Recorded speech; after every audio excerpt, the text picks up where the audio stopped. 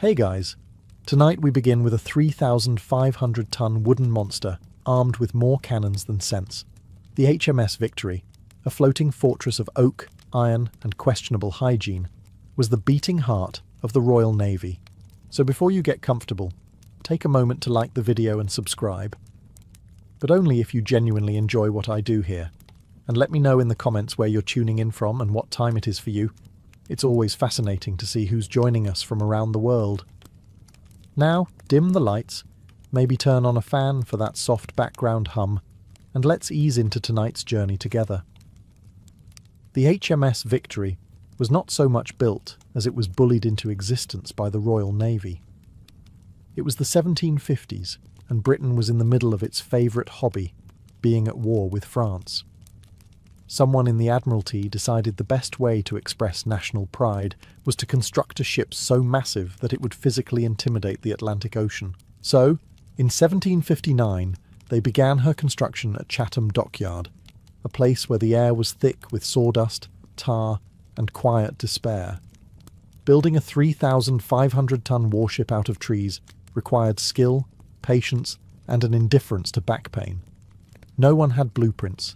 No calculators, just a vague idea, a lot of rum, and a foreman who said, "Aye, look straight enough." The Victory consumed over 6,000 oak trees, because apparently the British Navy measured strength in acres destroyed. Entire forests were flattened, all so one ship could eventually smell like sweat and death. Each plank was cut, steamed, and hammered into shape by men whose dental records could be summarized as no. Occupational safety didn't exist. If you fell into the hold, you just became part of the ship. It took 6 years to finish her, which is impressive considering every tool used was basically a sharp stick. When launched in 1765, she was a 214-foot wooden skyscraper, capable of carrying 104 guns and 800 angry men. Her hull was thick enough to shrug off small cannon fire and, unfortunately, most forms of logic. The ship's masts stood taller than a modern apartment block, supporting 37 sails and miles of rigging, a marvel of engineering, and an absolute nightmare to untangle. The Victory didn't so much sail as she loomed menacingly across the water. Her top speed was about 8 knots, which means you could probably jog faster if you were feeling motivated. Still, she was a masterpiece, elegant, terrifying, and entirely unnecessary. When she finally touched water, one witness reportedly gasped at her size. The rest probably wondered who would be foolish enough to actually live on the thing. Thus began the life of the HMS Victory, the greatest floating death trap ever carved out of wood and national overconfidence. Building a ship like the HMS Victory was not just a feat of engineering. It was a masterclass in collective denial. The 18th century didn't have computers, calculators, or even reliable measuring tools. Shipwrights relied on instinct, hand-drawn curves, and a centuries-old method called hope. Every beam, plank, and nail was guessed into place by men who'd never heard of ergonomics. The plans were stored in someone's head, usually the oldest man on site, who could remember numbers up until lunchtime. It's a miracle the ship floated at all, though some historians suspect witchcraft. The hull was designed to withstand broadsides, storms, and the occasional collision with France. Its ribs, great curved oak timbers, were bent by fire, steam, and bad language. Then came the caulking. Tar, pitch, and hemp jammed into every seam until it was watertight or someone gave up. If you've ever built IKEA furniture while drunk, you've come close to understanding 18th century shipbuilding. The lower decks were a maze of beams and bulkheads so tightly packed that sailors had to walk hunched over, like goblins on vacation. Every inch of space had a purpose. Cannon storage, gunpowder magazines, rum barrels, or simply a place for rats to judge you. Ventilation was a suggestion, not a reality. To support the weight of 104 cannons, the ship's frame was built thick enough to stop small artillery, or at least slow it down so you could die more dramatically. Iron bolts held the whole structure together, which is impressive considering England's finest blacksmiths were working with tools last sharpened during the Crusades. And yet, somehow, it worked. The Victory was strong enough to survive storms, gunfire, and 800 men trying to ruin it simultaneously. When the last plank was nailed and the ship slid down the slipway, the crowd erupted in cheers, mostly because it hadn't immediately sunk. She was an engineering triumph for her time, a perfect balance of physics, craftsmanship, and sheer audacity. The world looked at her and thought, "This is the future." And the sailors who would later serve on her probably thought, "This is how I die." Before the age of engines, the ocean ran on wind, rope, and unreasonable optimism. The HMS Victory was powered by over 37 sails, which together created enough surface area to cover a football field, or, in British terms, 2.5 pubs. These sails didn't just move the ship, they controlled her mood. A favourable breeze meant progress. No wind meant you drifted in circles, questioning your life choices. Controlling that much canvas took a small army. Over 26 miles of rope held the rigging together. That's roughly the distance from Portsmouth to a sailor's patience. Each rope had a name and a job, which made sense until you realised there were hundreds of them. The average sailor spent half his life hauling lines he didn't understand, while an officer screamed something vague like, "Brace the main topsail!" Everyone pretended they knew what that meant. Victory's masts were the skyscrapers of their day, 3 colossal wooden towers reaching nearly 200 feet high. Sailors had to climb them daily, barefoot, in storms, on ropes slick with rain and salt. One slip, and you'd meet the sea face first, at terminal velocity. No safety harnesses, no sympathy. Just a brief splash and your replacement already waiting below. The rigging was a living machine, pulleys, blocks, and ropes working in manic harmony. Adjusting the sails wasn't a calm process. It was chaos with choreography. Orders were shouted, ropes yanked, and the entire crew moved like a caffeinated centipede. If everything went right, the ship turned. If not, it broke something expensive. The wind was both the engine and the enemy. Too little, and you were stranded. Too much, and your sails ripped apart like divine punishment. There was no off button, only the illusion of control. Every voyage was a gamble against weather, luck, and that one guy who couldn't tie knots properly. Still, when everything worked, it was a sight to behold. 37 sails billowing, ropes singing, timbers groaning as 3,500 tons of oak carved through the waves like an angry cathedral. It was magnificent, terrifying, and deeply inefficient. Exactly how Britain liked its navy. The HMS Victory wasn't just a ship. It was a vertical neighbourhood with trust issues. From her towering masts to her dank, rat-filled bilges, every inch had a purpose, and most of those purposes involved suffering. From the outside, she looked like a graceful beast of empire. Inside, she was more like a wooden filing cabinet packed with human misery and gunpowder. The decks were stacked like layers of lasagna, elegant on top, horrifying underneath. The upper deck was where sunlight, air, and sanity briefly existed. Officers paced about in fine coats, pretending not to notice that their ship constantly smelled like death, salt, and old cheese. This was also where the wheel stood, a massive piece of oak connected by ropes to the rudder far below. Steering the ship required both muscle and prayer. If you sneezed wrong, you could change direction. Beneath that lay the quarterdeck and gun decks, where cannons sat like oversized metal toddlers waiting for attention. Each gun had its own little crew, its own name, and its own grudge against the French. The ceilings were so low that even average-sized sailors had to crouch. Taller ones simply learned to live with a mild concussion. Further down was the orlop deck, a gloomy labyrinth of ropes, barrels, and despair. Here lay the powder magazines, a cosy collection of explosives carefully guarded from open flames, cigarettes, and optimism. The surgeon's table was also down here, because nothing boosts morale like hearing someone being sawed in half next to the rum supply. And at the very bottom, the hold, the ship's stomach. It was filled with salted meat, barrels of biscuit, spare rope, and enough rats to qualify as passengers. The air was warm, moist, and unholy. You could smell it from a deck away, which is why most sailors tried to stay topside, even in storms.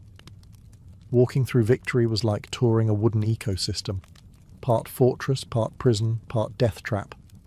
Every deck creaked, every rope hummed, every plank whispered, you could drown at any moment. She wasn't comfortable, but she was magnificent. The 18th century's version of a luxury cruise, if you removed the luxury, the choice, and the will to live. To sail the HMS Victory, you needed people. Lots of them. Around 850 souls in total, which sounds impressive until you realise that roughly half were there because someone tricked or kidnapped them. The Royal Navy called it press ganging. Everyone else called it Tuesday. A volunteer in the 18th century didn't always mean willing participant. Naval recruiters patrolled ports armed with clubs, rum, and loose ethics. One moment you were enjoying a quiet pint, the next you woke up at sea, missing a shoe, a tooth, and all legal rights. Congratulations. You are now serving His Majesty. Once aboard, the crew became a finely tuned ecosystem of misery and hierarchy. At the top were the officers, educated, powdered, and convinced they were better than everyone else. Below them were the petty officers and specialists, carpenters, sailmakers, gunners, and the ship's cook, whose main job was disguising despair as soup. Then came the ratings, the backbone of the ship and the people most likely to die doing something stupid with rope. They did everything, hauling sails, scrubbing decks, pumping bilge water, and pretending to understand orders shouted in hurricane-force winds. The youngest aboard were powder monkeys, boys as young as 12 who carried gunpowder between decks during battle. Their main qualification was being small enough to fit between cannon and chaos. Childhood in the Navy was short, loud, and occasionally explosive.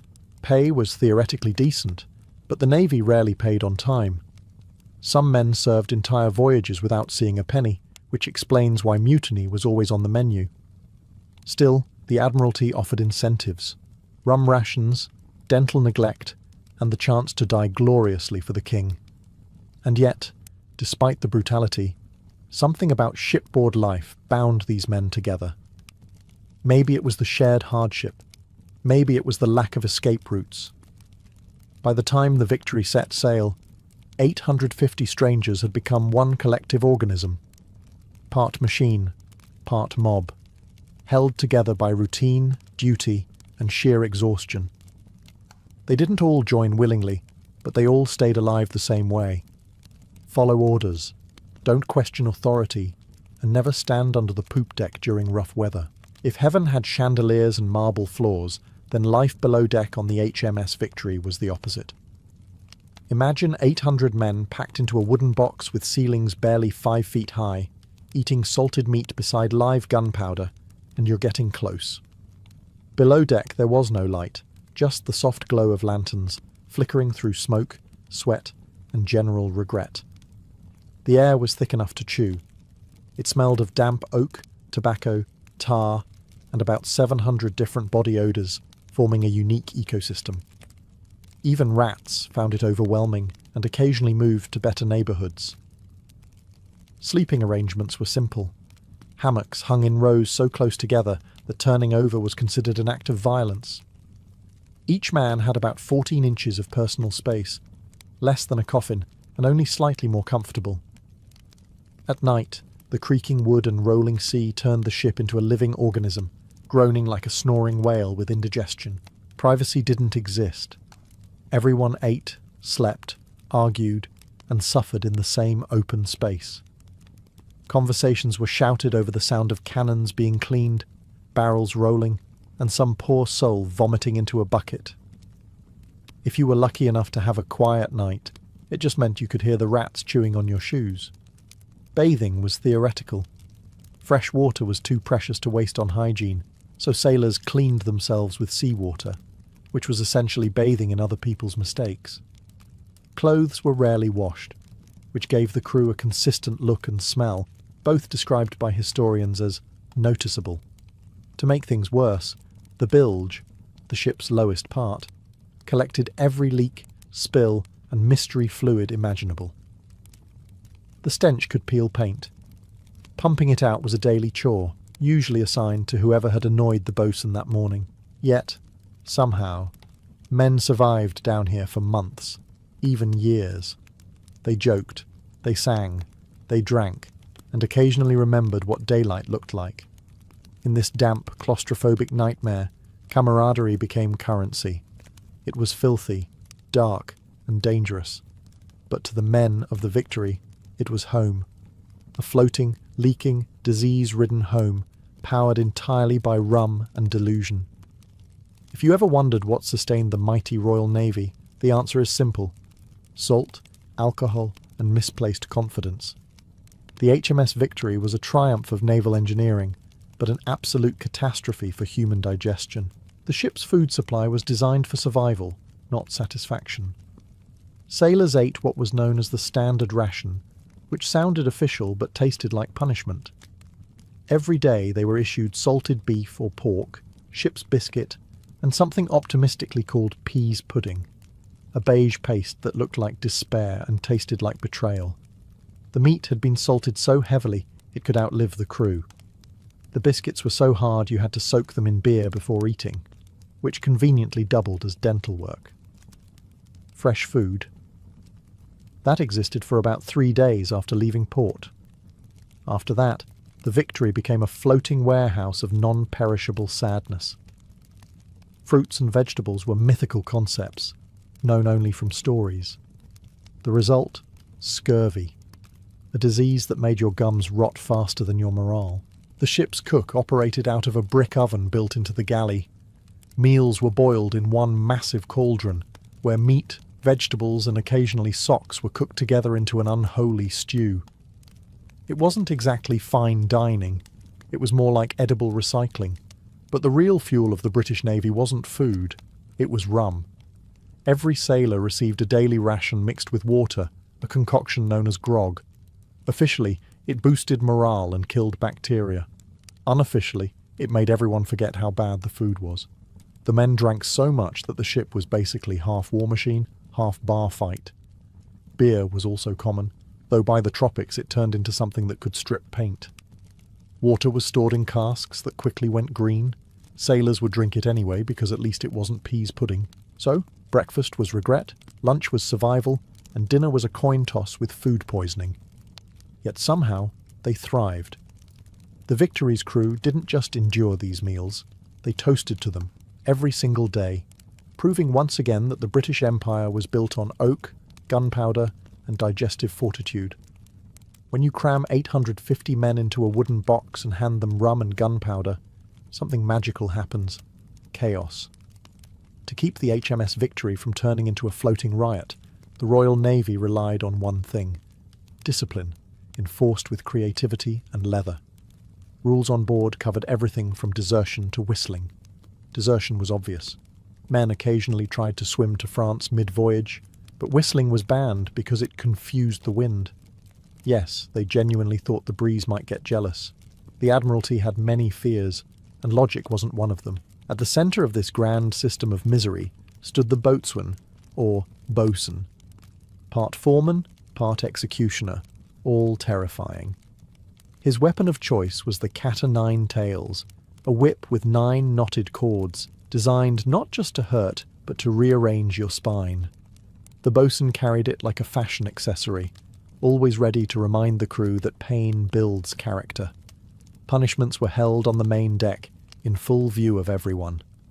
A sailor found guilty of theft, laziness, or existing too loudly would be tied to a grating, shirt off, and receive anywhere from 12 to 100 lashes. The first few drew blood, the rest drew a crowd. Afterwards, rum was issued, not to dull the pain, but to keep the audience entertained. Lesser crimes earned creative alternatives: being keel-hauled, dragged under the ship through barnacles, having your head shaved, or being tied to the mast as decoration. In a place where boredom was deadly, punishment was basically live entertainment. Ironically, this brutality worked. Mutinies were rare on the Victory, partly because everyone was too tired to rebel. Sailors learned early that obedience meant survival, and survival meant one more day of terrible food, questionable water, and existential dread.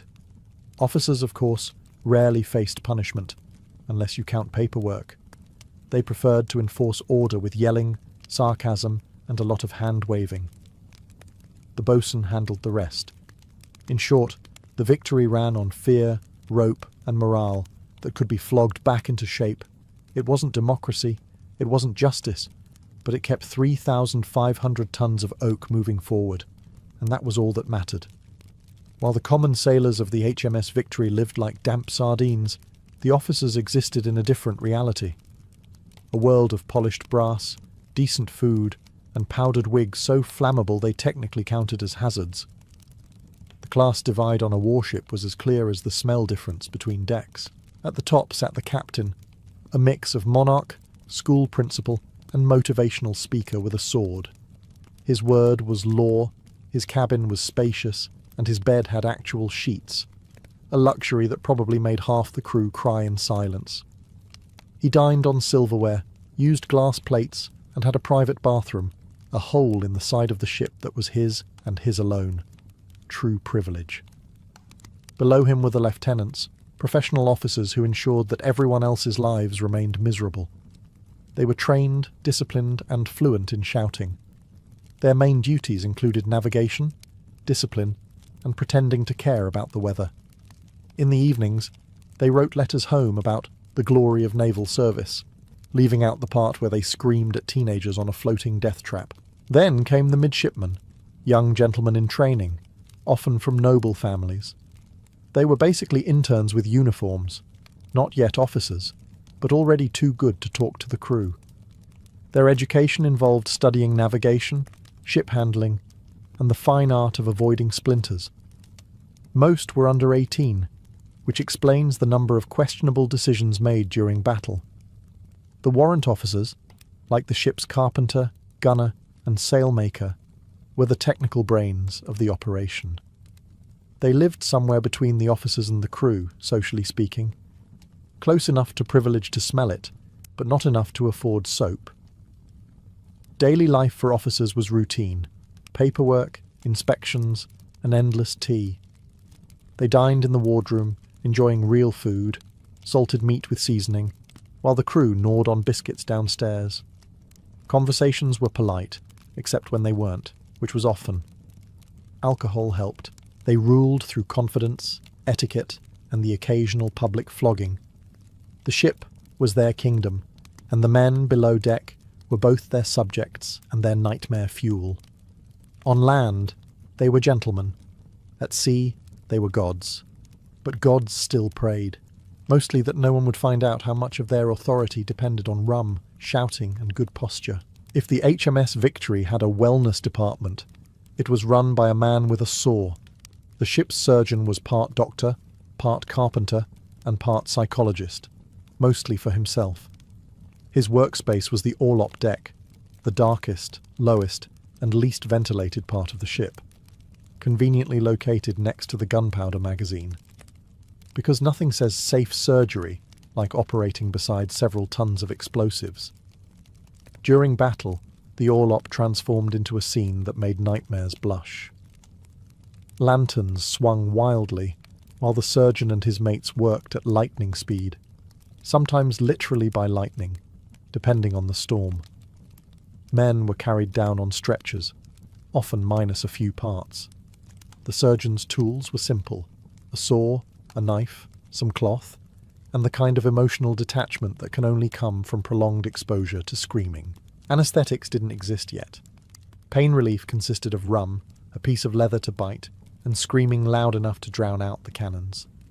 Amputations were common and fast, about 2 minutes if the surgeon was in good form. Stopping to be gentle was considered inefficient. The goal was to keep the patient alive long enough to feel grateful later, which they rarely did. The discarded limbs piled up like firewood and were unceremoniously tossed overboard, which probably confused the sharks into thinking humans were the new seafood trend. The deck itself was soaked in blood, seawater, and the faint odour of existential dread. The surgeon's assistants, loblolly boys, often teenagers, were responsible for holding down patients and mopping up whatever was left. It built character. Outside of battle, the surgeon's duties were only slightly less horrifying. He treated scurvy, dysentery, infected wounds, and anything else that made sailors regret being alive. The ship's medicine chest was a tragic joke. Mercury for everything. Leeches for flavour. When supplies ran out, imagination took over. And yet, for all its horrors, the orlop deck saved lives. The surgeon, equal parts hero and lunatic, held the line between agony and oblivion, armed with nothing but a saw, courage, and blind faith in bleeding people until they felt better. Health insurance wasn't invented yet, but even if it had been, no one would have dared file a claim. When the HMS Victory went into battle, it stopped being a ship and became a thunderstorm made of oak and iron. The order, beat to quarters, meant every man ran, or rather limped, to his assigned station. Drums rolled, bells clanged, and suddenly the whole vessel sounded like a marching band having a panic attack. The decks erupted into motion. Gunners hauled their cannons into position, each weighing as much as a car, each demanding a crew of 6 to operate. It was like an orchestra, if the instruments all exploded. Powder monkeys, terrified boys barely in their teens, darted through the smoke, carrying gunpowder cartridges from the magazine. One spark, and they'd be scattered across the channel faster than a French retreat. Loading a cannon was an art form performed entirely under pressure. Sponge, load, ram, aim, pray, fire. The gun recoiled back several feet, the air filled with black smoke, and everyone pretended their eardrums weren't dissolving. The smell of burnt powder mixed with sweat, blood, and splinters. Visibility dropped to nothing. At that point, you weren't fighting the enemy. You were fighting physics and hoping the ship didn't catch fire. Above deck, officers shouted orders that no one could hear. Below deck, men shouted prayers that no one answered. Cannonballs screamed through the air, tearing through wood, limbs, and any lingering optimism. The ship groaned with every hit, a massive living thing in agony, yet still charging forward. Amid the chaos, there was no retreat, no break, no 5-minute water interval. Battles could last for hours. Gunners fought until their hands blistered, the deck slick with blood and seawater. If someone fell, someone else stepped over them, not out of cruelty, but necessity. You couldn't stop to grieve when the ship itself was trying to explode. And when the order came, "Cease fire!" silence hit harder than the cannons ever did. Smoke hung like fog. The wounded groaned below, and the crew blinked in disbelief that they were still floating. That was naval warfare in the 18th century. No glory, no clean victories, just thunder, terror, and the faint hope that the other guy was having a slightly worse time than you. October 21st, 1805, the Battle of Trafalgar, a day that would turn the HMS Victory into legend and Admiral Horatio Nelson into a national myth. Off the coast of Spain, 27 British ships faced 33 French and Spanish ones. Because the Royal Navy never believed in fair fights, just effective ones, the Victory led the charge. Nelson's plan was revolutionary: sail directly at the enemy line, break it in two, and cause as much chaos as humanly possible. It was the 18th century version of driving into traffic for tactical advantage. His men were terrified. Nelson, of course, was dressed like a golden chandelier. Medals, sashes, and enough gold braid to make him a visible target from space. Subtlety was not his strength. As the Victory advanced, enemy cannon fire tore through her sails and rigging. Splinters, not bullets, splinters, flew like shrapnel, slicing through flesh. The air filled with choking smoke, thunder, and profanity. When she finally broke the French line, she unleashed a full broadside, a wall of fire and iron that ripped into the enemy flagship. The noise was biblical, the carnage worse. Amid the chaos, Nelson paced the deck calmly, directing the battle like a man playing chess with cannonballs. Then fate obliged history. A French sharpshooter perched high in the rigging fired a single musket ball. It struck Nelson in the shoulder, passed through his spine, and ended the most dramatic career in naval history. He was carried below deck, where he refused morphine, because British heroism apparently required maximum suffering. As the battle raged, the Victory kept firing, deafening, relentless, unstoppable. When it was finally over, 22 enemy ships were captured or sunk. Not a single British ship lost. It was a slaughter disguised as strategy. Nelson died 3 hours later, murmuring, "Thank God I have done my duty," which, loosely translated, means, "You're welcome, England." The battle ended the threat of Napoleon's invasion and made the Victory immortal. But her decks were a butcher's floor, over 100 dead, hundreds more wounded, and splinters thick enough to start a lumber business. Trafalgar was triumph wrapped in tragedy.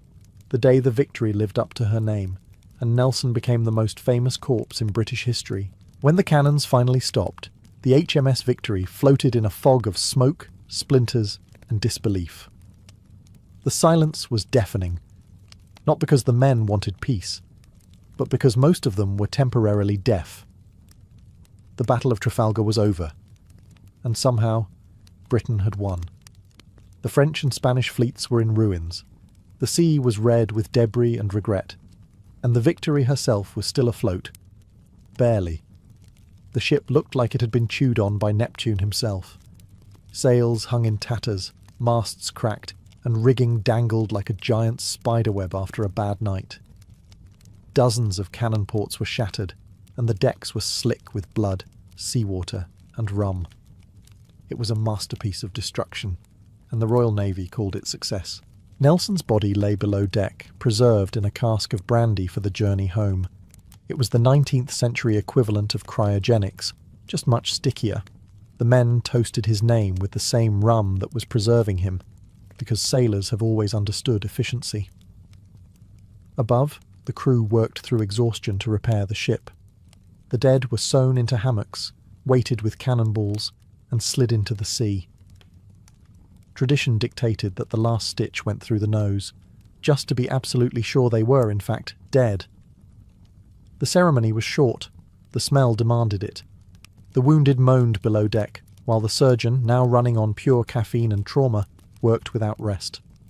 Amputation, rum, repeat. For many, the real battle began after the fighting stopped. Infection was more ruthless than any cannonball, yet, amid the ruin, the Victory still lived up to her name. Her crew cheered through cracked lips and bloody bandages. They had defeated 2 navies at once, a feat so absurd that even history applauded. By nightfall, the sea calmed, and the surviving ships of Nelson's fleet drifted among the wreckage.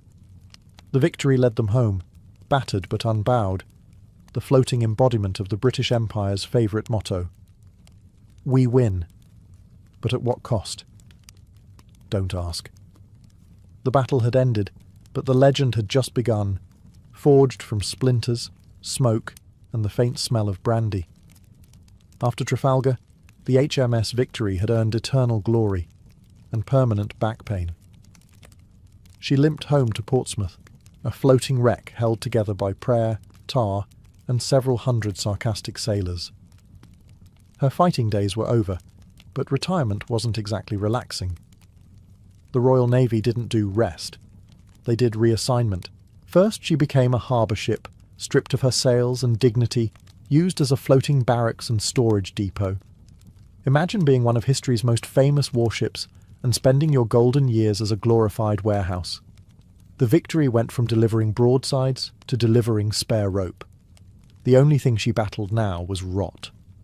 By the mid-19th century, time had taken its toll. Her hull sagged, her masts cracked, and her timbers groaned like an old man getting out of bed. The Admiralty considered scrapping her, a bold move that nearly caused national outrage. Even politicians realised you can't just throw away the ship that saved Britain, no matter how many barnacles it had. Instead, they decided to preserve her, which, in 19th century terms, meant doing as little as possible and hoping for the best.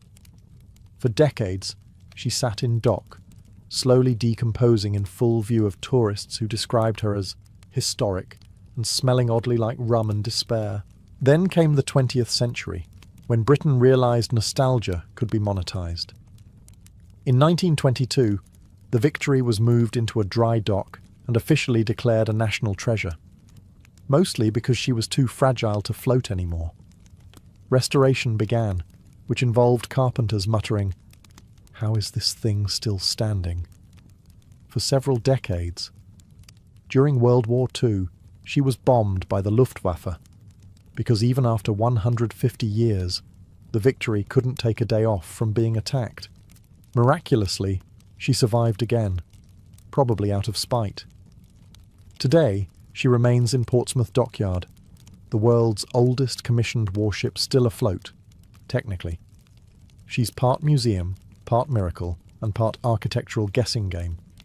Her decks have been polished, her guns rebrassed, and her smell, well, that's permanent.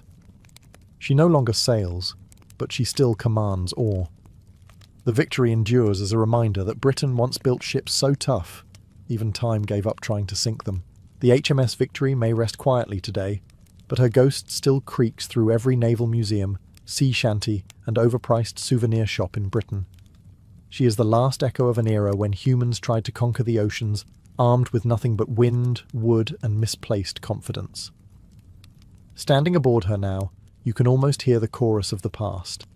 The crack of cannon fire, the groan of timbers, and the distant yelling of someone being flogged for whistling.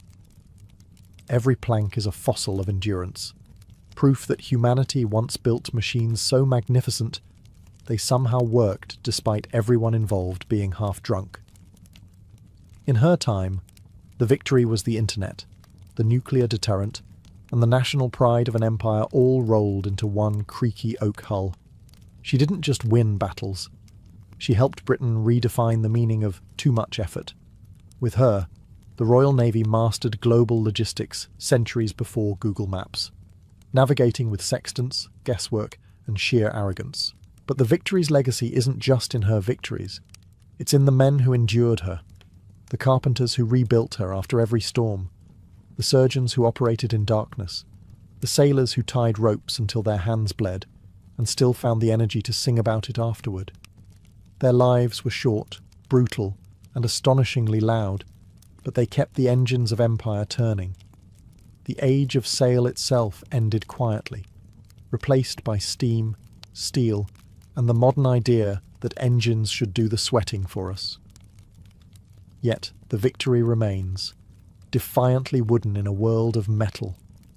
She's a time capsule of human willpower, craftsmanship, and masochism. Today, she sits in dry dock, polished and preserved, a national monument to courage and poor life choices. Schoolchildren file through her decks, amazed that anyone survived life aboard. Historians call her a masterpiece. Former sailors would probably call her uncomfortable housing with artillery, and so she endures, not just as a relic, but as a reminder that once, long before electricity, humans built a machine capable of crossing oceans, toppling empires, and ruining everyone's hearing, all powered by wind, sweat, and one very stubborn nation's refusal to sink. It was 327 BCE, deep in the unforgiving mountains of Sogdiana. The air was thin, the terrain cruel, and Alexander's army, exhausted but unbroken, finally brought the rebel stronghold known as the Sogdian Rock to its knees. This fortress had been considered impregnable, perched high upon sheer cliffs where even birds seemed reluctant to land. But Alexander, ever the showman of conquest, scaled it with a handful of his most daring climbers.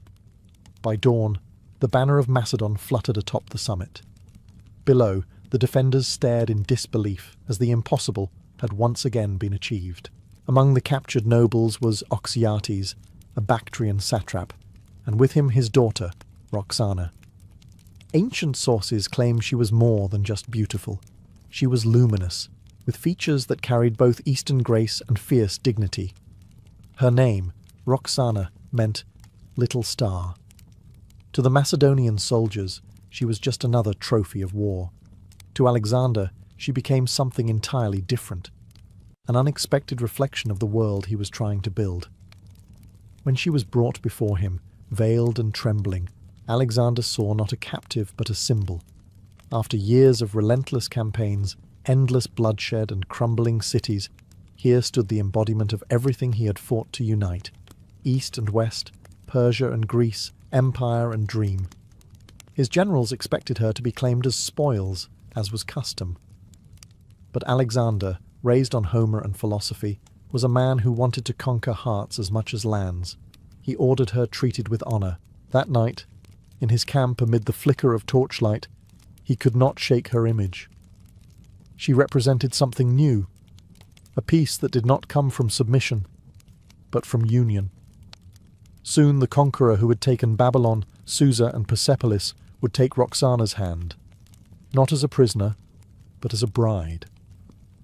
For the first time in years, Alexander's ambitions turned inward, no longer just toward maps and battles, but toward legacy. His marriage to Roxana would become more than a love story. It would be a declaration. The boy from Macedon, who had set out to rule the world, had finally found someone who made him want to rule it together. The story of Alexander and Roxana truly begins not on a battlefield, but in a quiet tent surrounded by the aftermath of victory. The dust of Sogdiana had barely settled when Oxyates, seeking mercy, presented his daughter to the Macedonian king. She entered Alexander's tent veiled, flanked by guards who expected the usual display of arrogance and conquest. Instead, what followed stunned even them. Ancient writers like Arrian and Curtius Rufus described the moment with a kind of reverence. Roxana was said to have unveiled herself briefly, not out of vanity, but of courage. She was young, perhaps 16, her dark eyes calm and defiant. Her silk dress shimmered in soft Bactrian gold, and her jewellery glinted faintly in the lamplight. To Alexander, who had spent his adult life amid men, maps, and battles, her presence was disarming. He had seen queens and courtesans before, but this was different. She carried herself like a warrior's daughter, neither begging nor boasting, simply existing with a poise that silenced the room. For a fleeting moment, the conqueror who had stood face to face with kings and prophets found himself wordless. The men around him, rough Macedonians who'd raised empires, exchanged glances, waiting for their commander's reaction. Would he claim her, as custom dictated? Or would he add her to his harem like so many Persian nobles had done? Instead, Alexander smiled, a rare, boyish expression breaking through the iron mask of command, and ordered that she be treated with respect. To those who watched, it seemed as though lightning had struck. His closest companions, Hephaestion among them, understood immediately. This was no fleeting attraction. Something had shifted in their king. The conqueror of the world had just been conquered by a girl from Bactria. That night, Alexander reportedly compared her beauty to that of the goddesses, not as a flatterer, but as a philosopher seeking symbols. For him, Roxana was more than a woman. She was an idea, a living image of unity, grace, and destiny. In her eyes, he saw the East he longed to understand. And for a man who had built his life on bridging worlds, this moment, this glance, would change everything. The marriage that would follow would not simply unite two people, but two civilizations. And it began with a single look. When Alexander announced his intention to marry Roxana, his generals nearly choked on their wine. It was not uncommon for kings to take foreign brides. But this wasn't just any king. And this wasn't just any bride. She was a Bactrian noble's daughter, a woman from a land that had fought tooth and nail against him. To Macedonian soldiers who had bled for years in Asia, she represented the enemy. Yet Alexander, with that serene, stubborn look he often wore when defying tradition, simply declared, "She is the most beautiful woman I have ever seen, and I will marry her." The ceremony was unlike any the Macedonians had witnessed. It took place in the traditional Persian style, not the loud, wine-drenched festivities of Greece, but a ritual of elegance and symbolism. In the presence of his officers, Alexander drew his sword, cut a loaf of bread in two, and shared it with Roxana. a gesture of union both simple and sacred. There were no golden thrones, no divine proclamations, just the conqueror and the captured princess, joined by bread and destiny. Whispers rippled through the camp. Some called it love at first sight, others saw politics. To unite East and West, Alexander needed more than conquest, he needed legitimacy. By marrying a local noblewoman, he bound himself to the Persian elite, signalling to the East that he was not merely their ruler, but one of their own. But perhaps there was something more human at play. For a man who had conquered half the known world by his mid-20s, Alexander had known little intimacy, little softness. Roxana brought both. She shared his tent, his meals, and his long silences. Unlike the courtiers and philosophers, she never flattered him, and he admired that. In the tapestry of Alexander's life, their wedding marked a turning point, a pause amid conquest, a fragile peace between ambition and affection. Around them, empires shifted and armies prepared for new campaigns, but for one night, beneath the desert stars of Bactria, the great king was simply a man, and the most powerful man on earth bowed to love. In the eyes of Alexander's court, the marriage to Roxana was more than an act of affection. It was a masterstroke of empire building. To unite Macedonian steel with Persian silk, Alexander needed more than military victories. He needed symbols of harmony. Roxana, the daughter of a respected Bactrian noble, offered him precisely that, legitimacy in the eyes of the East. By wedding her, Alexander presented himself not merely as a conqueror, but as a successor to Darius and Cyrus, embracing Persian customs instead of erasing them. He began dressing in Persian robes, hosting banquets where Greek philosophers dined beside Persian satraps, and insisting his officers perform the Persian act of proskynesis, bowing before the king. To the Persians, it was a gesture of respect. To the Macedonians, it was humiliation. Whispers began to swirl in the campfires of his restless soldiers. Some called Roxana the Eastern witch who had ensnared their king. Others believed Alexander had lost himself in a haze of foreign luxury, soft pillows, perfumed halls, and the smile of a woman who had never known the dust of Macedon. But Alexander, always a man of vision, ignored them. He told his closest friends that his marriage was not a sign of weakness, but of peace, that empires could be ruled through love as much as through fear. And yet, beneath the surface, tensions brewed. His generals, especially those who still longed for the simplicity of conquest, viewed the union as a dangerous precedent. They wanted spoils, not diplomacy, submission, not marriage. For them, Roxana represented the creeping influence of an alien world. Still, Alexander stood firm. He was shaping a new identity. Not the son of Philip of Macedon, but the ruler of a blended civilization. In Roxana, he saw not just beauty, but the promise of a future where East and West would become one. To him, she was the living embodiment of his greatest dream, that the world could be conquered not only by the sword, but by unity. What his men failed to understand was that this love, political or not, would ripple through history long after the dust of their campaigns had settled. Roxana's new life as queen was a strange mixture of splendor and solitude. She had gone from the daughter of a provincial noble to the wife of the most powerful man alive, yet she lived surrounded by people who despised her. The Macedonian nobles whispered in Greek behind her back, calling her the barbarian bride. To them, she was an intruder, a reminder that their king's heart now belonged to Asia. In the glittering courts of Bactria and Susa, Roxana learned quickly that royal power was not just a matter of birth, but of survival. She was young, intelligent, and cautious. She spoke little, observed everything, and learned to navigate the dangerous court politics that surrounded Alexander. His empire stretched from Greece to India, but his generals were restless, his soldiers homesick, and his mother, Olympia's, an unpredictable storm waiting back in Macedon. Roxana's greatest asset was her proximity to Alexander. When he travelled, she often accompanied him.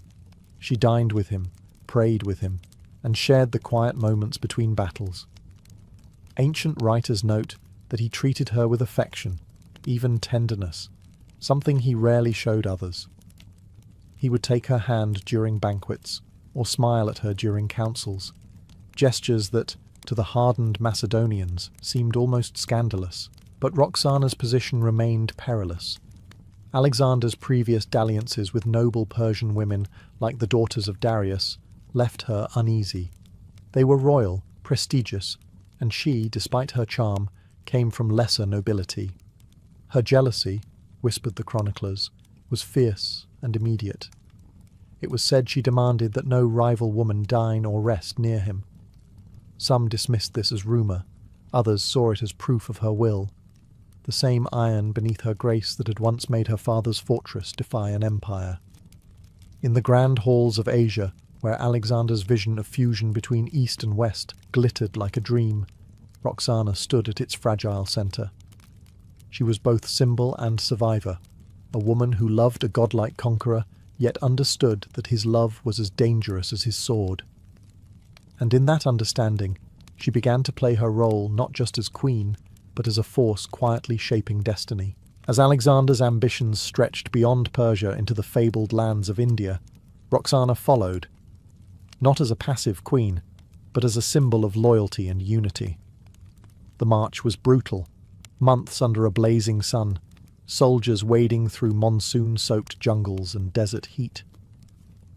Many thought she would stay behind in safety, but Roxana refused.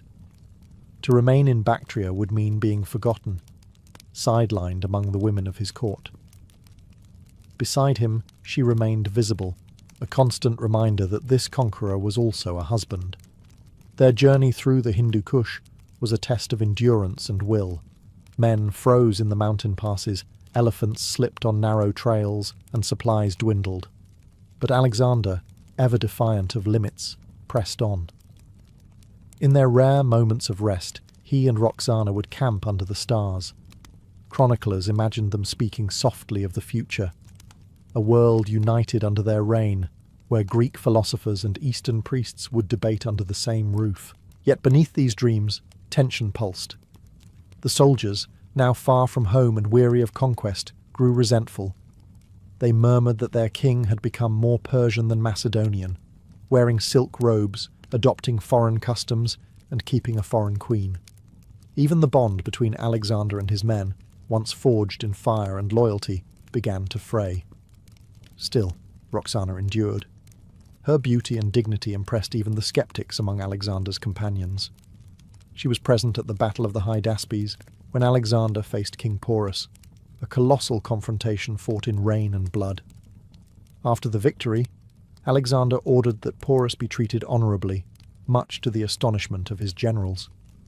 Some whispered that it was Roxana's influence, that her Eastern sensibility, her understanding of pride and mercy, had softened him. But the triumphs of India came with a cost.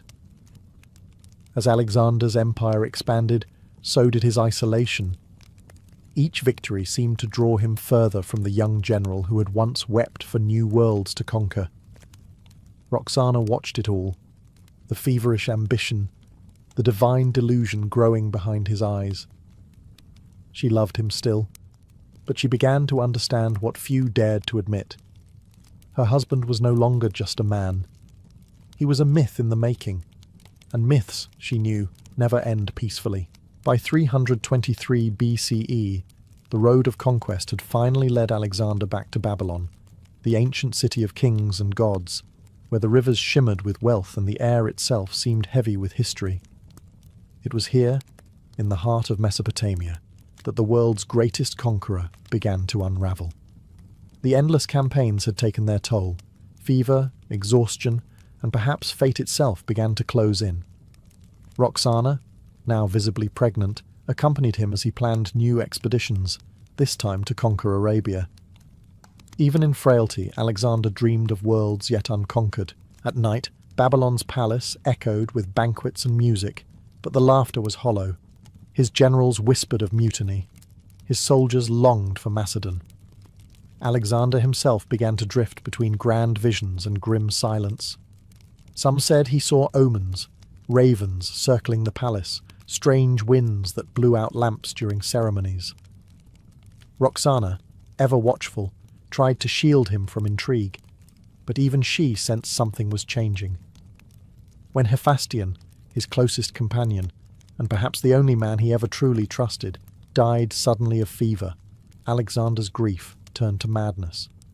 He ordered massive funeral rites, demanding that cities be levelled in Hephaestion's honour. Roxana stayed by his side, offering comfort, but also fearing the growing instability in him. For all his tenderness toward her, Alexander's divine self-image had reached its peak. He now spoke openly of his own godhood, calling himself the son of Zeus Ammon. Then came the fateful fever. Accounts vary, some blame poisoned wine, others heatstroke or infection, but all agree on one thing. Within days, the unstoppable Alexander lay powerless in his bed, unable to speak. Roxana stayed beside him as his voice faded to whispers. His generals came and went, begging for orders, but his hand gestures became too weak to command. On the 11th day, the conqueror of the world took his final breath in Babylon's palace.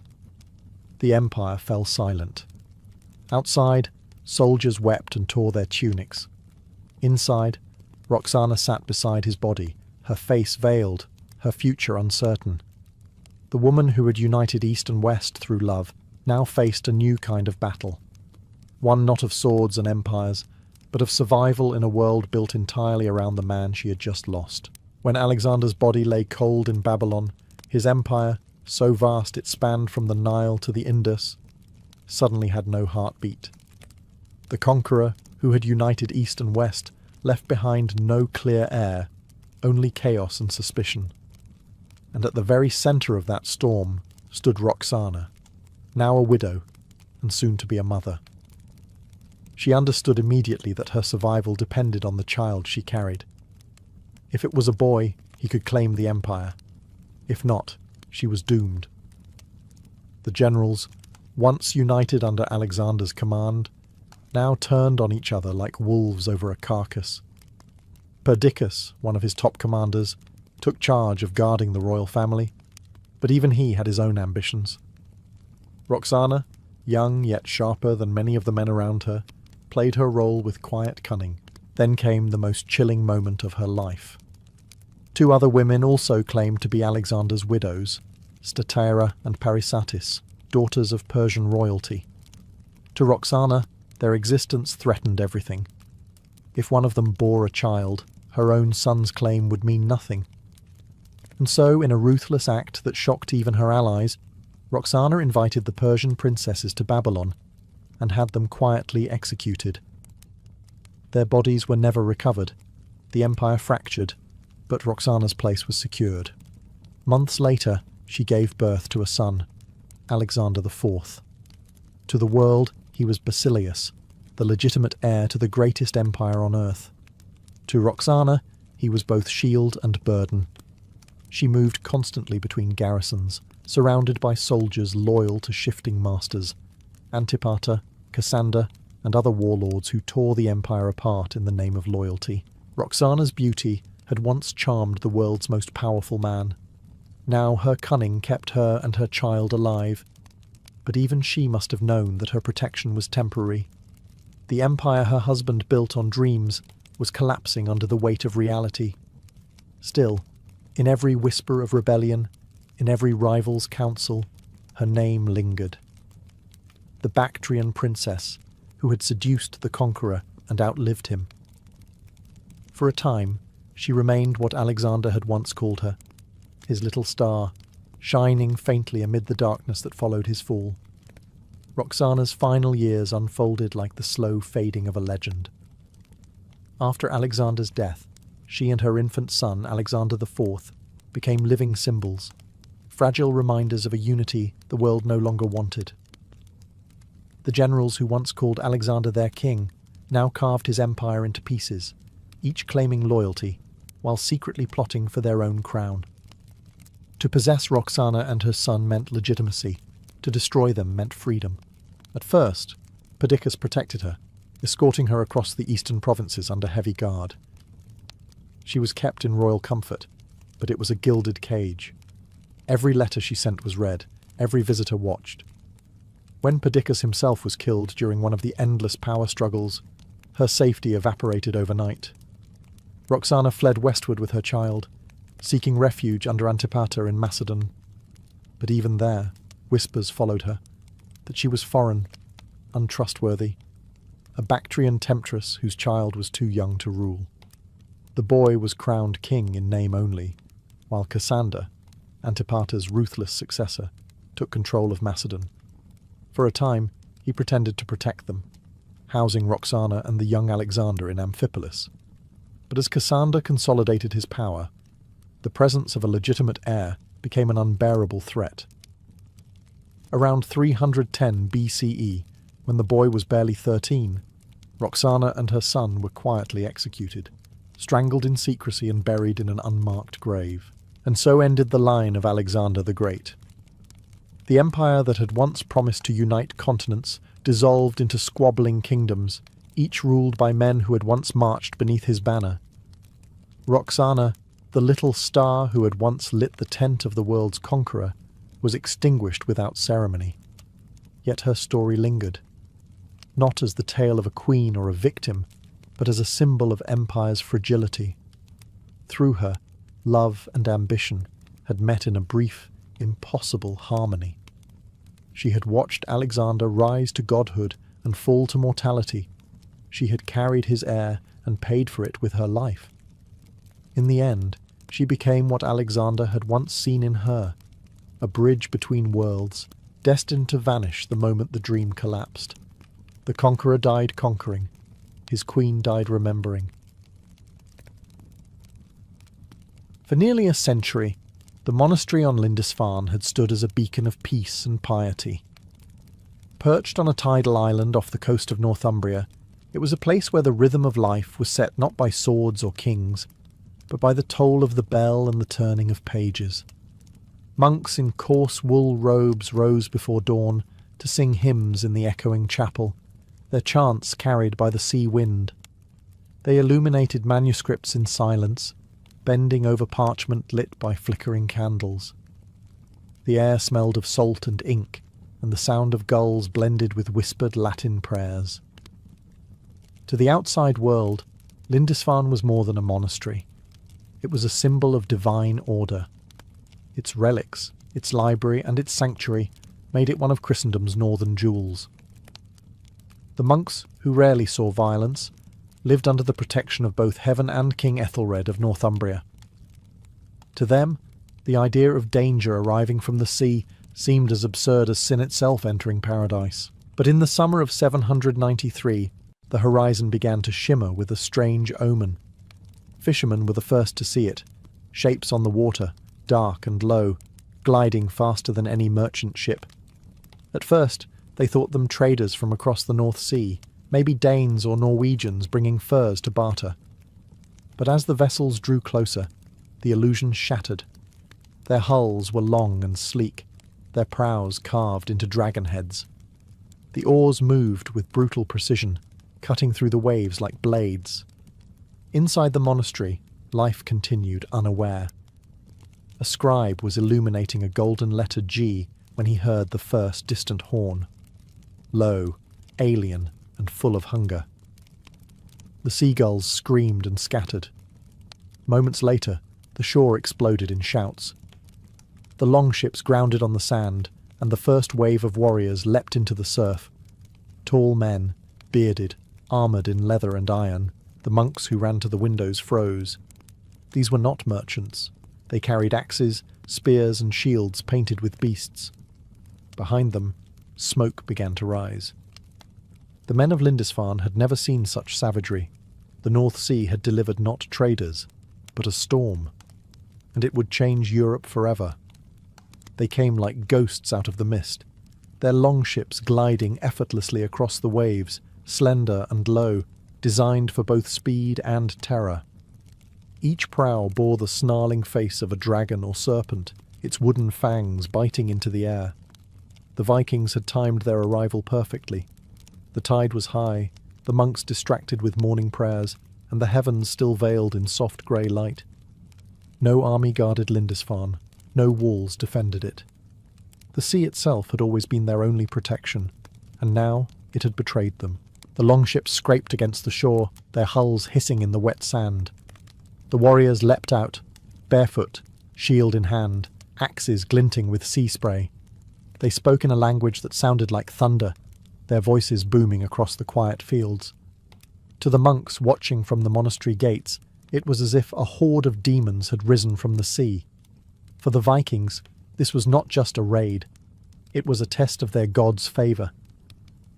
They had crossed hundreds of miles of open ocean, guided only by sunstones and ravens, following the whispers of sailors who spoke of fat monasteries rich with gold, silver, and helpless men of faith. To them, the abbey was not sacred. It was ripe. They believed the Christian God was weak, a foreign spirit that let men shave their beards and hide behind books. They would prove him powerless. As the first Viking set foot on Lindisfarne, he raised his axe toward the sky and roared a prayer to Odin. Behind him, his comrades echoed the cry. It was a terrifying chorus, a promise of plunder, of blood, and of glory. The monks rang the bells, hoping to call for divine help, but the ringing only marked their location. Within moments, the raiders were upon them. Some monks tried to flee toward the cliffs, others clutched crucifixes, whispering psalms through trembling lips. The air filled with the clash of metal and the screams of the dying. To the Northmen, it was victory. To the monks, it was the apocalypse. On that bleak morning of 793, the dragon-prowed ships brought not just warriors, but the dawn of a new age. The monastery that had once echoed with hymns now rang with the clash of steel and the cries of the dying. The invaders stormed through the gates like a tide of fury, their axes cleaving through wooden doors and human skulls alike. Monks, unarmed and untrained, scattered like frightened birds. Some tried to bar the chapel doors, others clutched relics as if the bones of saints might ward off blades. But faith could not stop what was coming. Inside the church, candles flickered wildly as the Vikings burst in. A scribe who had spent decades illuminating scripture was cut down where he stood, his blood spilling across the pages of the Gospel of John. Gold chalices, crucifixes, and jewelled covers were ripped from the altar. The raiders laughed as they tore down tapestries, their rough hands grabbing anything that gleamed. To them, this was not desecration. It was conquest. The god of the north had triumphed over the god of the south. Outside, the sea wind carried the stench of fire. The wooden roofs began to burn, black smoke twisting into the grey sky. The Vikings moved methodically, dragging prisoners toward the ships. Some monks were slain outright, others were bound with rope, destined to be sold in distant markets along the fjords.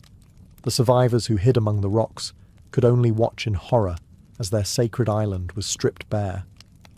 To the Northmen, it was the perfect raid.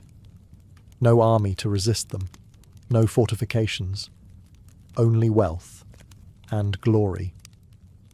They had struck the richest monastery in Northumbria, and they had done so with the precision of wolves.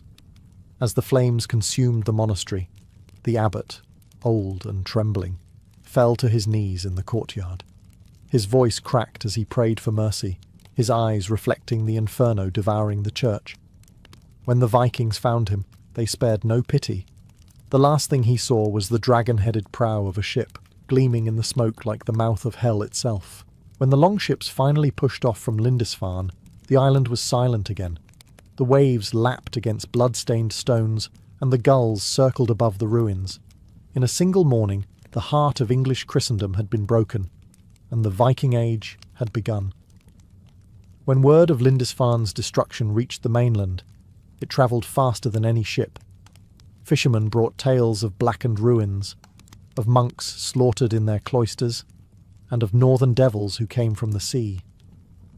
The people of Northumbria could hardly believe it. Lindisfarne was not just another monastery. It was the spiritual heart of England, a place sanctified by St. Cuthbert himself. If even Holy Cuthbert's Island could fall, then nowhere was safe. In towns and villages, the stories grew more dreadful with every retelling. "The sea vomited forth serpents," said one terrified witness. "They came with swords of lightning," said another. Some claimed they had seen omens in the sky, red clouds shaped like dragons, moons that bled, and storms that howled with the voices of demons. Priests warned that this was God's punishment for sin, for kings who had broken oaths, and for priests who had grown fat on tithes. The apocalypse, they said, had begun on the North Sea. King Ethelred of Northumbria was humiliated. His reign, already unstable, now seemed cursed.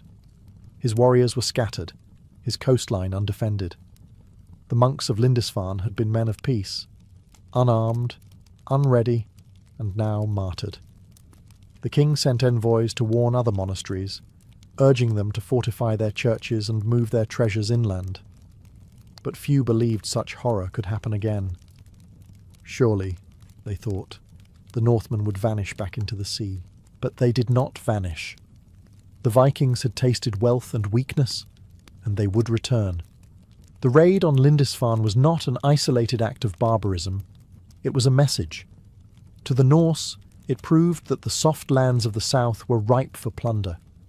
To the English, it was a shattering revelation that the world they knew, ordered, Christian, stable, could be torn apart overnight. The monks who survived the massacre carried with them the relics of St. Cuthbert and wandered the countryside, seeking shelter. Their silence spoke louder than sermons.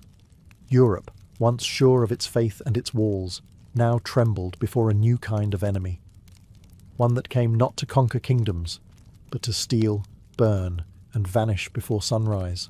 Lindisfarne was not just a tragedy, it was a warning, and Europe had only begun to listen. The raid on Lindisfarne was not an isolated act of savagery. It was the spark that ignited an age. In the cold fjords of Norway and Denmark, word spread quickly. A monastery across the sea had fallen easily, its treasures taken, its monks defenceless. To the Norse, it sounded like a challenge from the gods themselves. They called the land across the water Englaland, rich, soft, and waiting.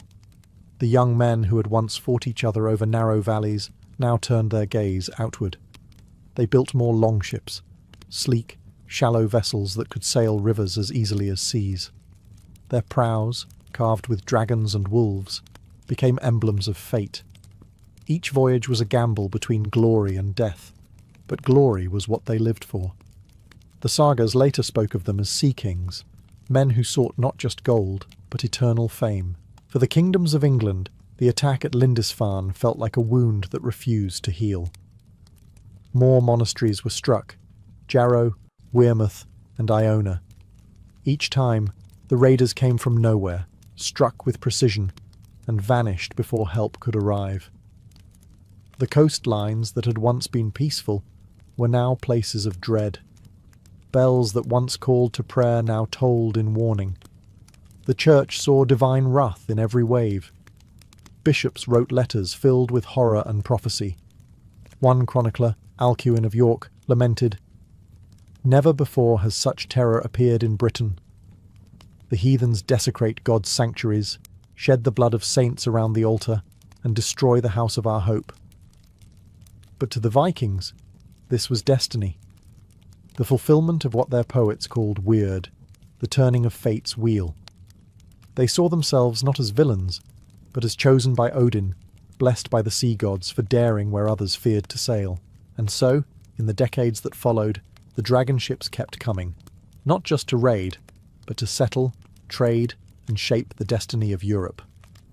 Lindisfarne was their first roar, a strike that echoed across centuries. What began as one bloody morning on a lonely island would grow into an era that would forever be remembered, the age of the Vikings. In the years that followed Lindisfarne, a strange new terror haunted the dreams of Christian Europe.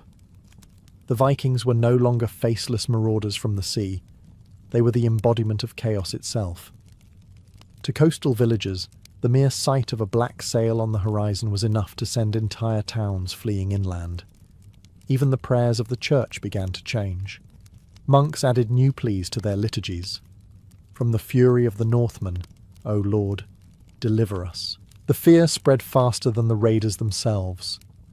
Rumours claimed the Vikings were giants, demons in human form who could not be killed by ordinary weapons. Others said they worshipped devils, offering blood sacrifices before battle. Their speed, their silence, and their savagery seemed supernatural to those who had never seen warships glide so swiftly across the waves. Yet behind the terror was genius. Viking longships were masterpieces of engineering, shallow enough to sail up rivers, light enough to be dragged across land, and strong enough to cross oceans. They could appear anywhere, in England 1 month, in Ireland the next, and in France before the year was over. No coastline, no church, and no king could prepare for them.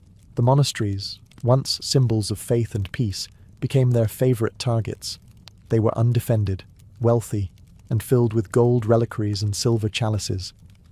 But beyond the treasures, the Vikings also took slaves, men, women, and children, who vanished into the slave markets of Scandinavia and beyond. The Northmen had turned war into an economy. Europe's kings were humiliated. They ruled on land, but the sea belonged to the raiders. Even mighty Charlemagne trembled when reports reached him of northern fleets prowling the coasts of Francia. He ordered watchtowers built and coastlines fortified, but he knew the truth. The Vikings were not an army. They were a storm. Every raid brought new converts to fear and faith alike. Churches filled with terrified peasants begging for divine mercy, while poets whispered that the end of days had come. For the first time since the fall of Rome, Europe felt small and defenseless. The Vikings had found the West's greatest weakness, its peace, and turned it into their greatest weapon. To understand why the Vikings struck with such fire and fearlessness, one must step into the world of their gods, a world where glory mattered more than life itself. They were not driven by greed alone, but by a belief that fate, weird, had already written every man's end. Cowardice could not delay it. Courage could make it beautiful. Death in battle was not to be feared, but welcomed, for those who fell with a weapon in hand would be carried to Valhalla, Odin's hall of the slain, to feast forever among heroes. Before setting sail, Viking warbands held ceremonies that mingled reverence and brutality. Offerings of mead, animals, and sometimes even human captives were made to Odin, Thor, and Frey. The air would thicken with smoke and chant as the Gothi, the priest, cast runes into the fire to read the god's will. If the omens were good, they rode into the sea with laughter. If they were bad, they went anyway. For to defy fate was the greatest sin. This spiritual armour made them unstoppable. The monks at Lindisfarne saw only savages, but the Vikings saw themselves as warriors fulfilling divine destiny. When they raised their axes inside the church, they believed they were testing the strength of foreign gods. Each raid was both a battle and a sacrifice, blood for gold, death for glory. Their mythology fueled their endurance. In a world where even gods were doomed to die at Ragnarök, life was a brief spark between storms. To live timidly was worse than death. To die memorably was to cheat oblivion. So they sought songs, not safety. And Europe, in its comfort, was utterly unprepared for men who measured success in legends. To the monks, they were pagans damned to eternal fire. But to themselves, they were the chosen, guided by Odin's ravens, protected by Thor's hammer, and destined to carve their names upon the bones of the world. And so, the Viking creed spread across the North Sea. That courage defied gods, that memory outlasted death, and that fear was for slaves. Lindisfarne had been only the beginning.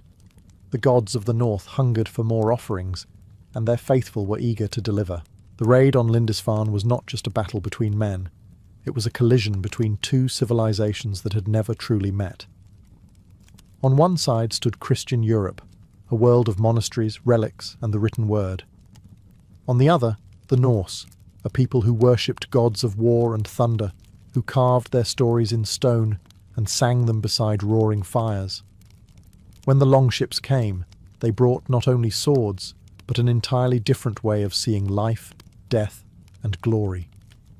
The monks of Lindisfarne believed that salvation lay in obedience and peace. Their lives were measured by prayer, by patience, by the careful illumination of holy texts that connected heaven and earth. The Vikings believed in motion, in the roar of the sea, in the honour won through action, in the songs that would outlive their bones. To them, stillness was death. To the monks, it was virtue. Between these two worlds, there could be no understanding, only fire. The Viking raid was therefore not just an act of greed, but of revelation. The Northmen saw what Europe had to offer: gold, land, and kingdoms divided by faith and politics. The monks saw what the North could unleash, a fury that could burn even the holiest of places. And both sides learned something they would never forget. Over the following years, more raids would follow, but the memory of Lindisfarne remained unique. It was the first strike, the first awakening, the first time that the North announced itself to the world. Chroniclers wrote of it as a warning, that God had allowed pagans to punish the faithful, that sin had brought the serpent to the shore. But in the long halls of Scandinavia, skalds sang of courage and victory, of Odin's favour, and of men who dared what others feared. It was the beginning of a dialogue written in blood, the sword against the cross, the saga against the scripture. And though centuries would pass before these worlds began to blend, Lindisfarne marked the moment when they first touched. The monks called it judgment. The Vikings called it glory. History would remember it as the day Europe met the North. Long after the ashes cooled and the monks' voices fell silent, the name Lindisfarne still trembled on the lips of Europe. Chroniclers wrote of it with horror. The harbinger of heathen fury, they called it. In parchment and ink, they captured the disbelief of a continent that had thought itself safe. The shock of 793 echoed through cathedrals and royal courts alike, shaping the continent's imagination for generations. The raid became more than a memory. It became a myth. To Christians, it was a test of faith, proof that God's protection could be stripped away when men grew complacent. Priests used it to stir repentance. They preached that the Northmen were divine punishment, scourges sent to remind kings and commoners alike that earthly riches were fleeting. In every new Viking raid, the ghost of Lindisfarne returned, a grim reminder that no coast, no altar, and no crown was secure. But in the north, the story took a different form. Among the fjords and longhouses of Norway, skalds sang of the brave few who crossed the whale road and struck fear into a kingdom of monks. They spoke of courage and cunning, of warriors who faced the unknown and returned with silver and glory. Lindisfarne was not tragedy. It was triumph, the first mark on the map of destiny. In time, the Vikings who once burned churches would build them. Their descendants would settle in England, Ireland, and Normandy, marrying the people they once raided, shaping a new Europe from conquest and kinship alike. But the spark that began it all, that morning when the dragon-headed ships appeared through the mist, would never be forgotten. Centuries later, even as the Viking Age faded into legend, Lindisfarne remained its beating heart. The bones of St. Cuthbert were reburied with reverence, the monastery rebuilt, but its scars endured, a reminder that history changes not with armies, but with moments of fire. The raid on Lindisfarne was not just the dawn of the Viking Age, it was the moment Europe awoke from its medieval sleep, blinking into a new and brutal light. From that day on, every wave that touched the northern shores carried with it an echo. The echo of the storm that began on Lindisfarne. Long before the shadow of Rome reached the Balkans, the Illyrians lived in a world ruled by rhythm. The rhythm of birth, death, and the endless return of life. To them, fertility was not simply the act of producing children, it was the sacred pulse that kept the world turning.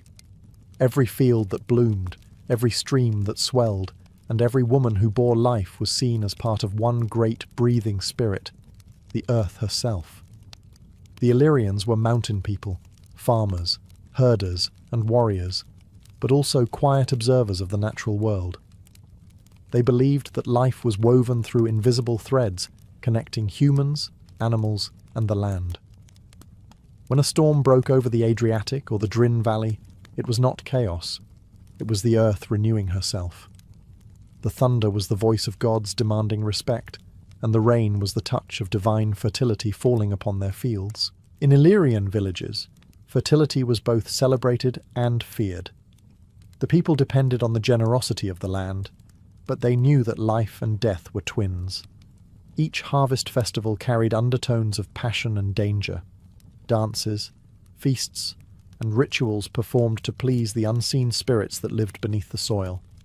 Women, in particular, held a sacred place in this cosmic balance.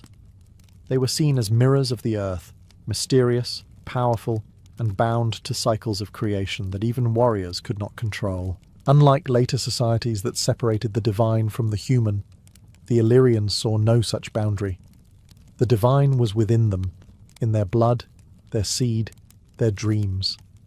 Fertility deities, often represented by serpents, bulls, or women with exaggerated hips and breasts, symbolized not only physical creation, but the very power to sustain existence.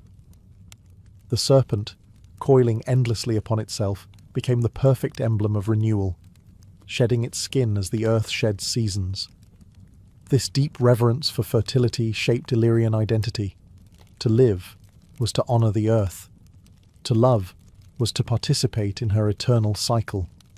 And through ritual, tattoo, and sacrifice, the Illyrians reminded themselves that every act of union between man and woman, sky and soil, was an echo of the gods' own creation. Their world was not one of sin, but of sacred desire. At the center of Illyrian spirituality stood the goddesses of fertility, powerful primal figures who governed both the womb and the world. They were not distant deities gazing coldly from the heavens, but living forces that pulsed beneath every stone and river. The Illyrians did not worship them with fear, but with deep intimacy. These goddesses were mothers, lovers, protectors, and destroyers, the full cycle of life embodied in feminine form. Archaeologists have uncovered clay figurines from Illyrian settlements across the Western Balkans. Small idols with broad hips, rounded bellies, and snake-like bodies. They were carved not for beauty, but for power. Each curve represented abundance, each serpent coil, the unbroken rhythm of creation. To the Illyrians, the serpent was not a symbol of temptation, but of regeneration. It slithered through the dark soil and returned each spring, reborn from its own skin, a living metaphor for the earth's fertility. The most revered of these divine figures may have been Prende, the goddess of love, marriage, and the warmth of the sun. She was the Illyrian counterpart to Aphrodite and Venus, yet far older in spirit, less the patron of romance and more the guardian of life's renewal. Women prayed to her for conception, safe childbirth, and the strength to endure the cycles of nature. Offerings of flowers, honey, and milk were placed on stone altars, while fires were lit on hilltops in her honour. But Prende was not alone. Behind her loomed darker, earthier spirits, goddesses of soil and decay, of caves and serpents. They ruled the hidden realms where seeds slept and ancestors whispered. To the Illyrians, fertility required both light and shadow. Every harvest demanded the death of the grain before its rebirth. Life was not given freely. It was wrestled from the earth through ritual, blood, and devotion. Men, though fierce in battle, bowed to these goddesses in reverence. Women carried their image in tattoos and amulets, believing the divine feminine flowed within their veins. Every birth was a reenactment of the world's creation, every woman's body a sacred landscape. The Illyrians did not need temples to find their gods. They walked among them, breathing through the soil, the fire, and the body itself. Among the Illyrians, no symbol captured the mysteries of fertility and sexuality more deeply than the serpent. It slithered through their myths, their art, and their graves, an eternal presence coiled around both life and death. The snake was not an enemy of humankind, but a divine companion, a messenger between the world of the living and the unseen. Its body, smooth and endless, mirrored the curves of rivers, the spirals of creation, and the cycle of renewal that defined Illyrian belief. In Illyrian sanctuaries, archaeologists have found serpentine motifs carved into pottery, weapons, and even the foundations of homes. To them, the snake was more than a totem. It was an ancestor, the spirit of the earth itself. It moved silently through the soil that sustained them, disappearing in winter only to return when the world awoke. For the Illyrians, that return was sacred proof that death was never final. Life always found its way back. The serpent also carried an unmistakable sexual meaning. It was the embodiment of male energy, penetrating, potent, and unpredictable, yet always tied to the nurturing power of the female earth.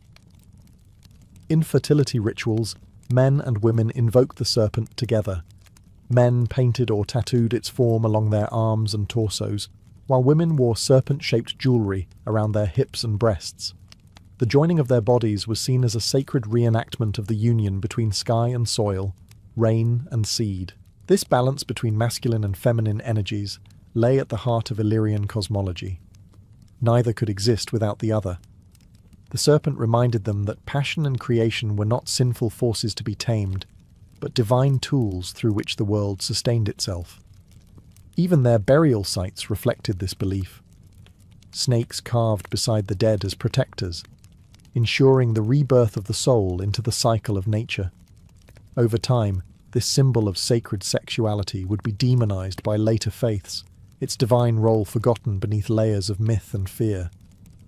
But to the Illyrians, the serpent was holy, a whisper from the earth, a promise that creation never truly ended. It shed its skin, as they believed all life must, to be born again in endless, fertile renewal. Fertility among the Illyrians was not merely a natural event.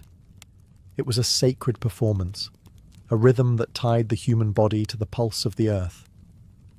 Every season carried its own ceremonies, from spring sowing to harvest, each blending sensuality, gratitude, and reverence for the divine powers that governed creation. These rituals were not hidden in temples, but lived out in fields, rivers, and mountains, under open skies, where the gods could see and the earth could listen. Spring was the season of awakening. When the snow melted from the Dinaric peaks, Illyrian men and women gathered for festivals celebrating the return of life. Fires were lit on high ground, symbolizing the sun's strength returning to the land. Young women danced barefoot through smoke and water, invoking the goddess Prende for fertility and love. They wore garlands of wildflowers, their bodies painted with red ochre, the colour of blood, warmth, and vitality. Red was sacred. It was life made visible. In some regions, the rituals turned more intimate. Couples were encouraged to join in sacred unions during the festivals, believing that human passion mirrored the earth's own renewal. Sexuality, far from being taboo, was seen as an offering to the gods, an echo of the cosmic union between sky and soil. The joining of lovers was not indulgence but participation in divine creation. Offerings followed, baskets of grain, milk, honey, and animal sacrifices. The blood spilled into the soil was believed to feed the spirits beneath, ensuring abundance for the coming year. Priests and wise women guided these ceremonies, chanting invocations in forgotten tongues that bridged human breath with divine will. Even in marriage, echoes of these ancient rites survived. Illyrian weddings included symbolic gestures of fertility, the groom gifting a plough or a sheaf of wheat, the bride circling the hearth 3 times to honour the goddess of home and womb.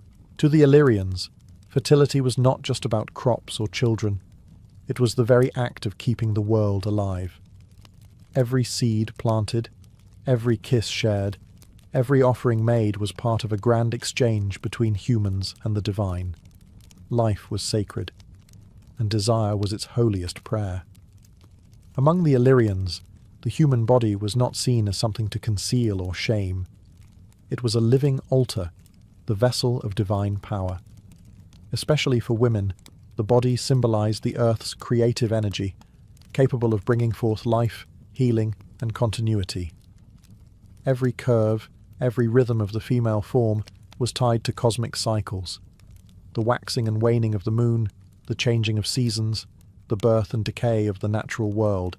When a girl came of age, her transformation was not hidden away in secrecy, but celebrated as a sacred event.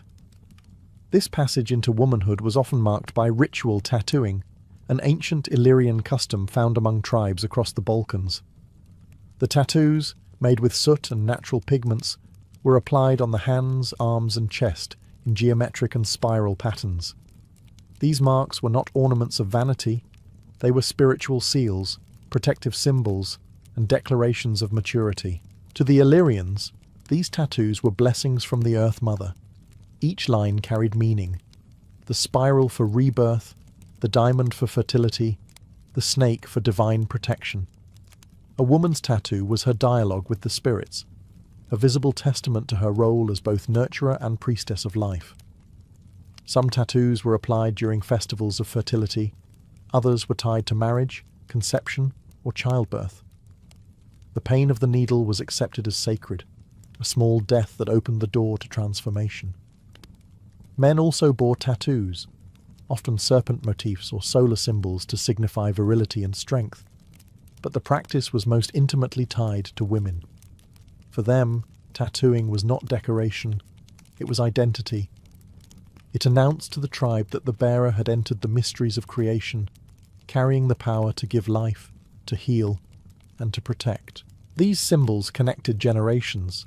Mothers passed them to daughters, ensuring that every new woman carried the wisdom of the old. Even centuries later, faint echoes of these designs survived in Balkan folk art, embroidery, and ritual markings, whispering of a forgotten matriarchal reverence. For the Illyrians, the body itself was divine scripture, its skin the parchment of gods. To mark it was not desecration but devotion, a way to write the sacred language of life directly upon one's flesh. To the Illyrians, the act of love was more than passion. It was communion.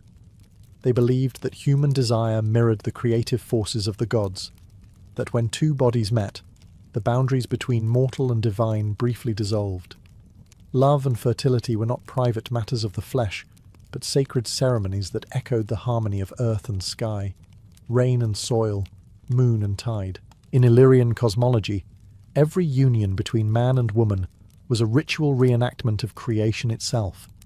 The man represented the celestial, the sun, the storm, the fire that awakened life, while the woman embodied the earth, the fertile ground where that fire took root. Their joining symbolized not dominance but balance. It was the meeting of two cosmic principles: energy and matter, seed and soil, giver and receiver. During seasonal festivals, these beliefs took living form. Villages gathered to celebrate the marriage of the gods, personified through human lovers, chosen to represent fertility and prosperity for the coming year. The couple would share a symbolic feast of milk, honey, and bread, foods believed to hold the life essence of the land. Their union, whether real or symbolic, blessed the earth with renewed vitality. When rain came soon after such rites, the people would say that the gods had accepted their offering. Illyrian sexuality was never divorced from spirituality. The body was not a vessel of sin, but a temple of divine rhythm. Even intimacy between lovers carried an element of ritual. Gestures invoking protection from serpentine spirits, whispered blessings to the goddess Prenda, and prayers that pleasure would bring fruitfulness, not shame. They saw pleasure as sacred energy, a spark of the gods themselves passing through human flesh. For the Illyrians, to deny the body was to deny the earth. They did not separate desire from the sacred, they fused them. Every kiss, every birth, every harvest was part of the same eternal cycle of life returning to itself. In this worldview, sexuality was not corruption. It was creation in its purest form. Through flesh, they touched spirit. Through love, they honored the gods. And in their joining, They believed the world itself was reborn, again and again, in endless sacred renewal, across the rugged Illyrian lands, from mountain valleys to coastal cliffs. There were places where the veil between worlds felt thin. These were the domains of the spirits of the earth, unseen guardians who governed fertility, health, and the vitality of the land itself. The Illyrians believed that beneath every tree root and stone dwelled a living presence, sometimes nurturing, sometimes jealous. To live well, one had to live in harmony with these forces. Shrines were rarely grand structures. They were carved into caves, built beside springs, or marked by standing stones covered with offerings. Women seeking conception would visit sacred wells at dawn, leaving tokens of cloth, shells, or drops of milk. Men would bring weapons or coins to the same places, asking the spirits for strong harvests and virile offspring. Water, earth, and fire all played their part. The holy trinity of the Illyrian world. Some of the most sacred sites were serpent shrines. There, worshippers left carved figurines of snakes and bowls of honey and eggs, gifts to the spirits who slithered unseen through the soil. The serpent was said to carry prayers between worlds, curling from the underworld to the realm of the living. To harm one was to risk divine punishment. Even homes often had a small altar where the household spirit, sometimes imagined as a snake, was fed with milk and bread. Priestesses and wise women tended these shrines. They were mediators between human and spirit, guiding fertility rituals, interpreting dreams, and prescribing charms for conception or protection. Their power was both respected and feared. The people believed they could bless a barren field, or curse it to stone. These rituals remind us that Illyrian religion was not confined to temples or scripture. It was embedded in landscape. The soil was alive, and every interaction with it was spiritual. The act of planting a seed, of lighting a hearth, or of lying with one's lover was infused with reverence for these unseen forces. Through offerings and whispered prayers, the Illyrians maintained balance between body, spirit, and land. Their world was one where every root had a soul, every spring had a guardian, and every heartbeat echoed the deep living rhythm of the earth itself. To the Illyrians, life and death were not opposites. They were partners in the same eternal dance. The same earth that nourished crops also swallowed the dead, only to return their essence in the form of new life. Death was never final. It was a shedding, a transformation, much like the serpent casting off its skin. Fertility, therefore, was not just about birth. It was about the continual renewal of existence, the sacred rhythm that bound generations together. Burial practices reflected this deep understanding. Archaeologists have found graves where the dead were interred with vessels of grain, milk, and honey, offerings to sustain the soul on its journey back to the underworld. In many tombs, small serpent figures coil beside the bodies, guarding them as they slept in the womb of the earth. Women were sometimes buried with jewelry shaped like snakes or spirals, reminders that even in death, their power to give life was eternal. The Illyrians saw death as a return to the mother, the vast, breathing earth who both bore and reclaimed all living things. Funerary rites often included fire and water, the twin symbols of purification and rebirth. Families would light torches to guide the departed spirit, then pour libations of wine or milk onto the ground, feeding the unseen world below. Mourning was not silent despair, but ritual acknowledgement, a recognition that life and death fed one another in an endless cycle. Even festivals of fertility carried traces of this awareness. During harvest time, the Illyrians thanked the gods not only for life's abundance, but for the sacrifice that made it possible. They saw that every seed that sprouted did so because another had decayed. Every birth, every joy was shadowed by loss. And yet, this was sacred balance, not tragedy. This acceptance of death gave their fertility cults profound depth. Sexuality, fertility, and death were all expressions of the same divine power, the movement of energy through different forms. Nothing was wasted, nothing was lost. The Illyrians lived by this truth, that every breath belonged to the earth, borrowed for a brief moment and then returned. To die was not to disappear. It was to become fertile once more, part of the soil that would feed the living. Though centuries have buried their temples, scattered their bones, and erased their language, the Illyrians left behind something indestructible, a spiritual echo. Their reverence for fertility, their union of body and earth, survives quietly in the folk traditions of the Balkans. It lingers in the songs sung at weddings, in the spring festivals of fire and water, and in the embroidered symbols that still adorn traditional garments, serpents, spirals, and suns. These are not mere decorations. They are the fingerprints of a vanished faith. Even long after their lands were conquered by Rome and their gods replaced by new names, the Illyrian vision of life endured beneath the surface.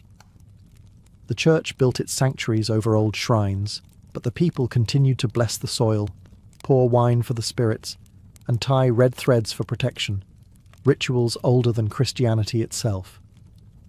The Earth Mother, the serpent, and the fertility goddess were reborn in new forms. Saint Prenda became Saint Venera, and sacred wells became holy springs. The names changed, but the meaning remained. Life, renewal, and the sanctity of desire.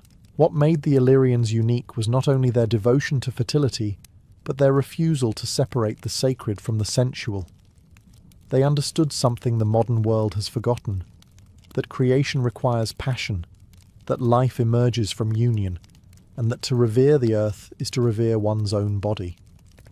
Their rituals were reminders that humanity and nature are not rivals, but reflections of each other.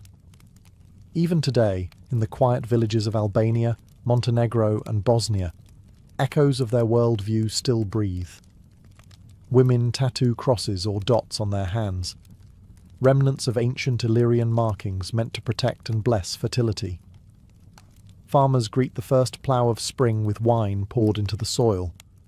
Newlyweds circle the hearth 3 times before entering their home. These are not coincidences. They are memories passed through blood and ritual.